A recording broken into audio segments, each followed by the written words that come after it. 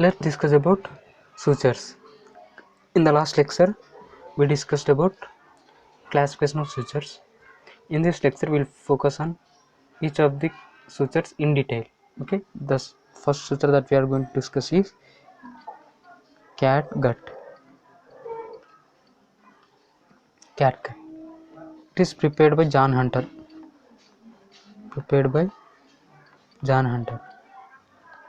It is prepared from submucosa of C. pilium. It is prepared from submucosa of C. pilium. The preservatives used for catgut is packaging of catgut is isopropyl alcohol. Isopropyl alcohol is the preservative used for packaging. 50% of tensile strength is lost in 3 days. Okay, 50% of tensile strength is lost in 3 days, whereas all tensile strength, that means 100% of tensile strength, is lost in 15 days. 15 days. Okay, it is absorbed in 60 days. Absorption will happen in 60 days. Absorption in 60 days. Next, move to chromic catgut.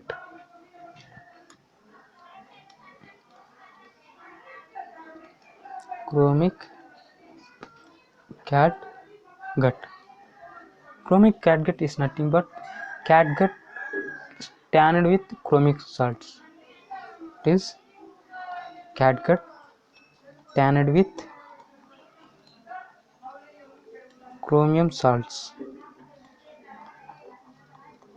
This tanning is to improve handling and to improve resistance of degradation. Okay, to improve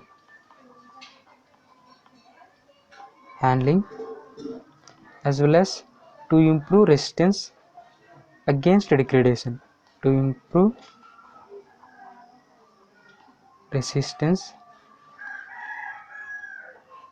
to degradation. Okay, then tensile strength is lost in 21 to 28 days. Tensile strength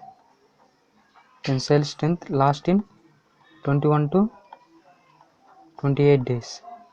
It is absorbed in 60 to 90 days. Absorbed in 60 to 90 days. Next, move to vicryl.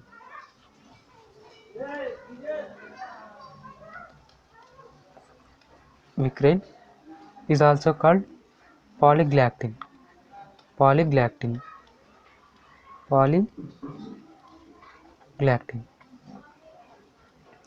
Polyglactin is a copolymer of glycolide and lactate. It is a copolymer of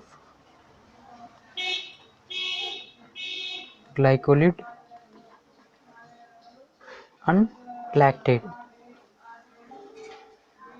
Okay, it is a polymer of glycolide and lactate. It is most often used by general surgeons. So that's why it is called workhorse suture for general surgeon. As it is most commonly used by general surgeons, it is called workhorse suture for general surgeon. Workhorse suture for general surgeon. General surgeon. Next, tensile strength is lost in 28 to 30 days. Tensile strength is lost in 28 to 30 days. It is observed in 60 to 90 days. observed in 60 to 90 days.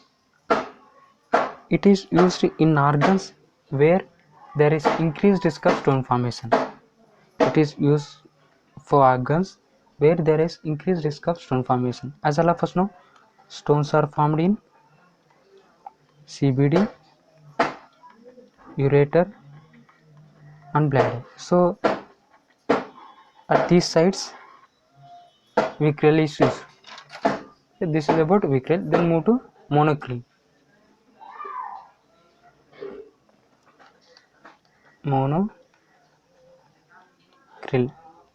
Monocryl, it is the polymer of glycolide plus caprolactone. It is a copolymer of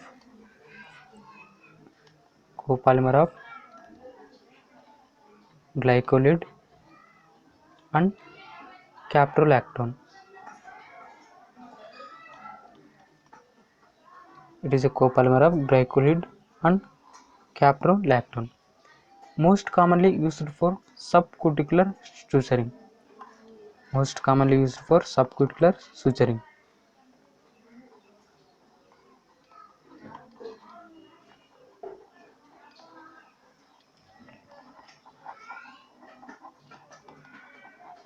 Subcuticular. It is observed in 90 to 120 days. Observed in 90 to 120 days. Now let's move to polyglycolic acid or dextran. Polyglycolic acid or dextran.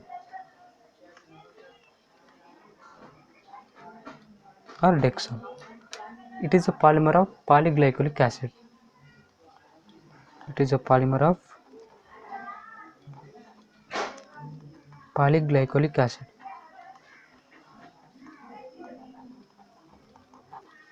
It exhibits highest affinity for adherence to important organisms like E. coli and Staph aureus. It exhibits highest affinity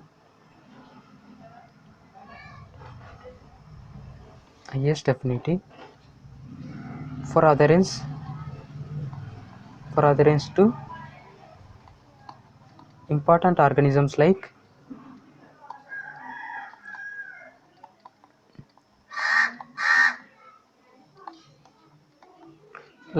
E. coli and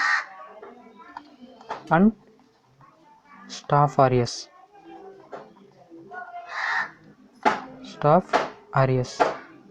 It is observed in 60 to 90 days.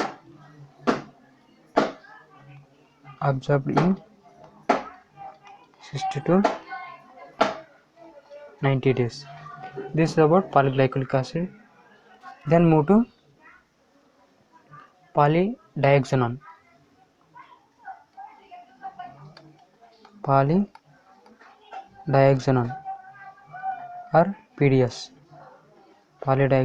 Or PDS.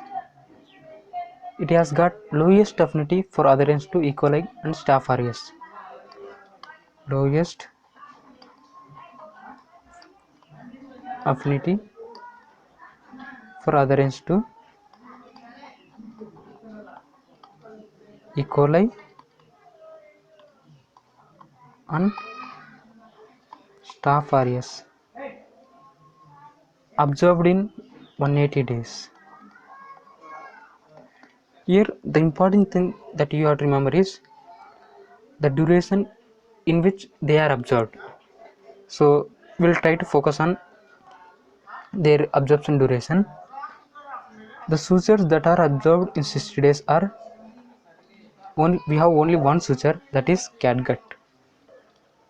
Catgut is observed in 60 days. Then sutures observed in 60 to 90 days. They are vicryl,